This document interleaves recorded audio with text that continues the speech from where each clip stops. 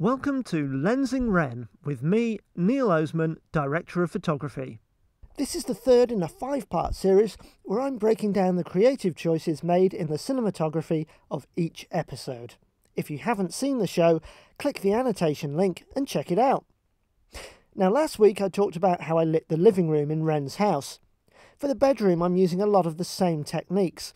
I moved the 2.5K HMI around to the bedroom window, and the 4x4 Kinoflow was rigged to poke over the set above that window to give me soft indirect daylight and hard direct sunlight at the same time. Wren has some candles on her dresser, so I hid some 100-watt bulbs behind it so they'd spill light up onto the wall as if it was coming from the candles. Those are hooked into a dimmer board so they can be flickered. I joined the production of Wren on day 4, and many of the exteriors in episode 3 were shot before that.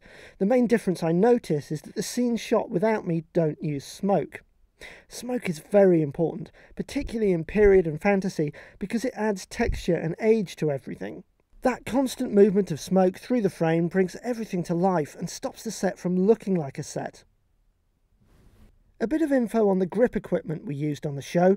Some of our dolly shots used this super slider built by Richard Unger and Hermes Contreras, while others used my Hague DV tracking dolly.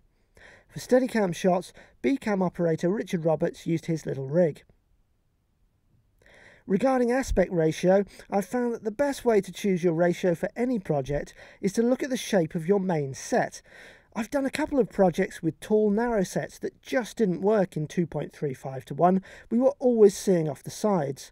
For Wren, however, the village set had plenty of width but little height because the roofs weren't finished, so 235 was the perfect choice. For this final moment in Wren's house, I wanted the lighting to reflect the downbeat mood of the scene. Wren's father has handed her over to the sinister Knaff. So I decided that the fire had gone out, which puts a lot of the scene into shadow.